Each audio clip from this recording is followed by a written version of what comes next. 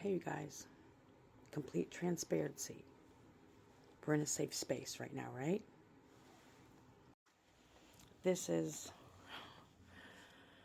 the stuff I just got out of my car, out of my Honda. Now, one thing that I've constantly been fighting is trying to get right with my car. And I'm not going to retell the story over, but the late fees were killing me. And I had kind of a vision and a feeling, a message.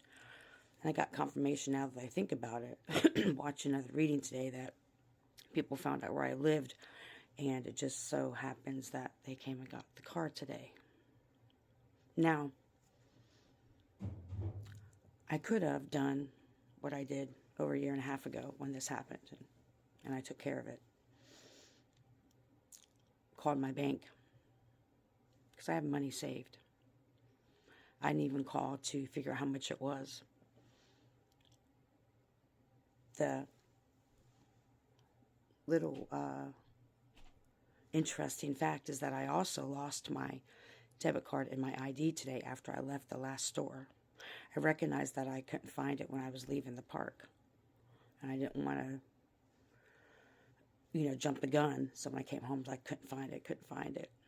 So even if I would have called the car company, I wouldn't have been able to use my card to pay it. And so I stood at the bottom of the steps when the people I'm living with were like, oh my God, the tow truck's here, the tow truck's here. I stood at the bottom of the steps, and I took a couple deep breaths.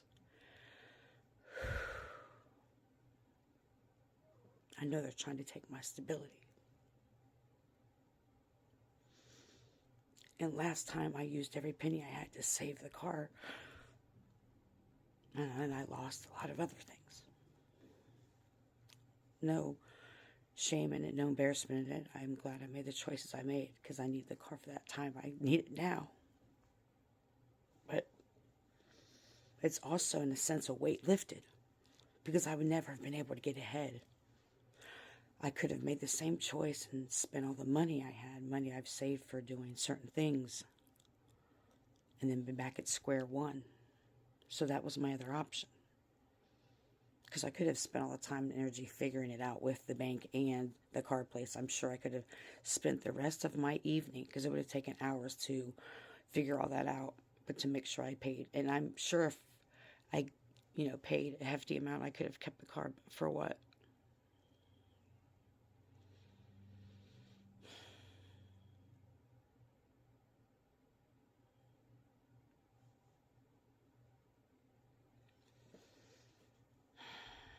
So this was the tower.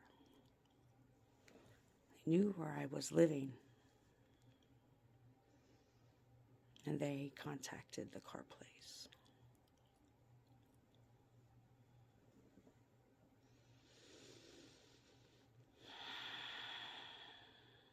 Yeah. It's interesting what links people will go to. I don't just give readings. This is lived experience and how people try to stop you. It's not a coincidence. I've been in locations for 10 times the length of time. Never.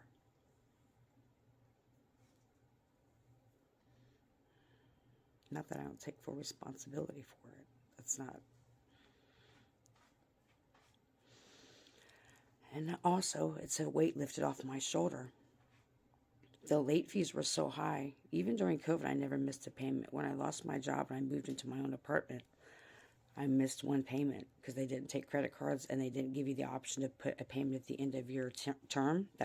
Those weren't options for this car place.